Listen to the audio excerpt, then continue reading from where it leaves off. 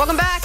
Back here with Mike Tannenbaum. It's time for your Subway choice moment. Kyler Murray was front and center yesterday at Oklahoma's Pro Day. All eyes on what he would and could do after skipping drills at the Combine. By all accounts, he performed well, completing 61 of 67 passes. Our own Joel Klatt was there, and he said Kyler has nothing to worry about. He threw the ball so well today. It was effortless. He threw it as well as Baker did last year, or better at times. He showed a quick release, great RPMs on the ball, threw it really well down the field. Firmly believe Arizona's going to take Kyler. He was terrific today. Effortless thrower of the football.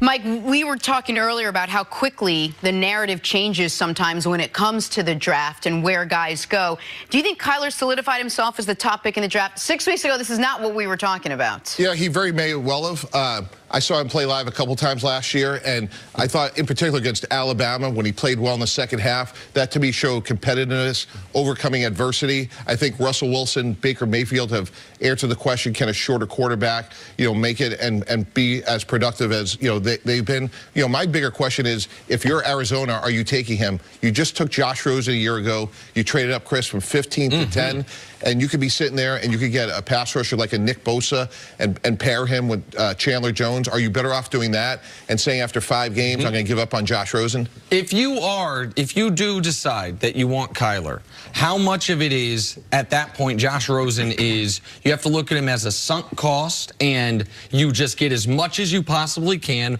or is part of your decision about whether or not you can take Kyler, even if you love him, about how much of a return can we get for Rosen? Meaning, let's say you love Kyler, but no one wants to give up more than a second-round pick for Rosen. Right. Does that change your decision on drafting the quarterback, or does it have to be, do we love Kyler, do we not, and then get the best deal for Rosen based on that? Yeah, exactly. It starts with that. If you want to build your offense around Kyler Murray, again, we've seen it with Russell Wilson. We've seen it now with Baker Mayfield. You can do that. The concern is going to be is he built to last? It's a big man's game. Can he, handle things and be sustainable from a physical standpoint? Again, I thought the Alabama game was important because we saw him play, better in the second half. And if you make that decision, Nick, and say, hey, Kyle's our guy, then you get the best deal you can with Rosen. But from a front office perspective, I'm not giving up on a guy. He played 5 games last year. He beat Green Bay on the road. And you got to get a chance to get Nick Bosa and a young quarterback.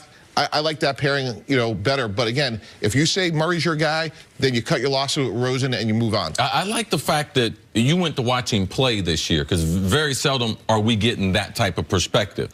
When you were sitting there watching him, did you think you were watching a first rounder? That's my first question. Absolutely, because he has great short area elusiveness and quickness, and he has his arm talent. I agree with Joel's assessment. It's certainly underrated because he can make all the throws, Chris. Again, the one question you would have is, as a starting quarterback in the NFL, can he withstand the rigors of week in and week out? Right, and you were doing the same thing when Russell Wilson came out. You mentioned Russell, what he's done. Baker Mayfield, what he's done. I know they've helped change the perception, but how much has the perception changed when you're sitting there watching a guy at 5'10"? We didn't know then. Is he 5'9"? Is he 5'10" in the Final Four in college football?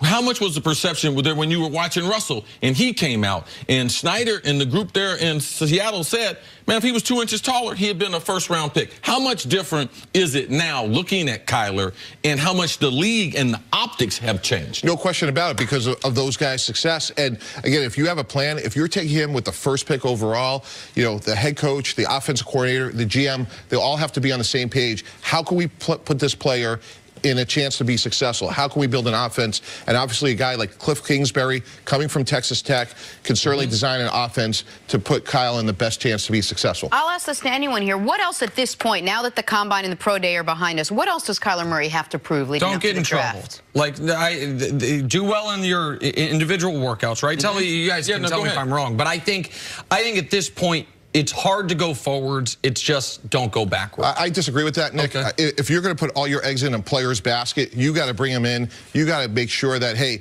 how's he process information? How's he deal with adversity? If there's a 3-game losing streak and he has to go face the media, how's he going to handle it? Have you talked to the equipment people? Have you talked to the trainer?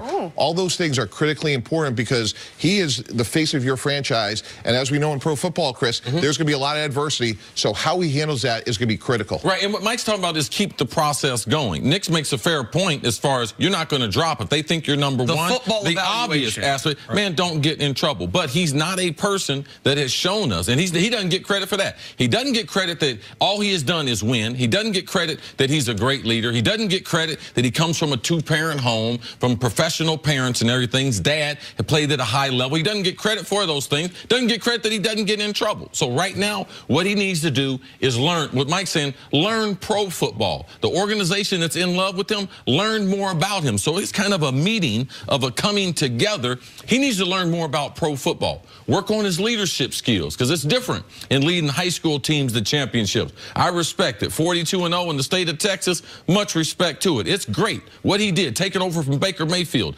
hoisting that Heisman Trophy, battling Alabama after an awful first half. Much respect to it. But leading grown men, man, it's a sport in itself in the National Football League. And you're getting ready to be put in pressure situations on and off the field, continuing to grow that process. And if we went back a year ago and we were talking about Baker Mayfield, and obviously John Dorsey and the Cleveland Browns deserve a great job, but there were more boxes for, they had to check, hey, he started at Texas Tech and he moved on. And same thing with Kyler Murray. Like, you have to drill down on that baseball question, Nick, because if you're going to make this guy the first pick of the draft, you have to know, like, we're building around this guy hopefully for the next 10, 15 years. I want to ask one philosophical question about the draft before we move on. Because you talked about all the things that go into making a quarterback the first-round pick, much less first overall pick, face of your franchise. Ostensibly, they did all this stuff with Rosen, right? Like, they talked to the equipment people. That's right. So that's one of the reasons why you traded multiple picks to move up to get him, why you'd be hesitant to move on from him. If they decide not to go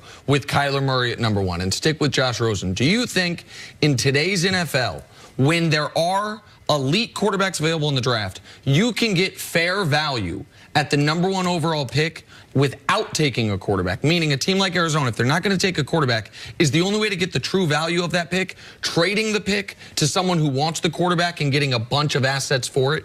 Well, yeah, that's certainly that's one way to do it. But also, if you feel like that number 1 pick can impact the game, and when you look at these edge rushers and Nick Bosa in particular, he can take over a game all by himself, and he can change that franchise as quickly as possibly a quarterback, arguably even faster, knowing that sometimes these quarterbacks take a year or two. Yeah, they take time. So, again, if you believed in your process with Josh Rosen, I wouldn't give up on him. Now, if you get an incredible trade like you mentioned, I think you got to listen to that. But you'd be comfortable taking Nick Bosa number 1. No question about it, because pressure player is so valuable in today's game. All right, Mike, thank you so much for joining us today. Thanks. Great insight. You can call. Take a break. Coming up, will the Warriors drama derail their title chances? Next on First Things First. Get some of that.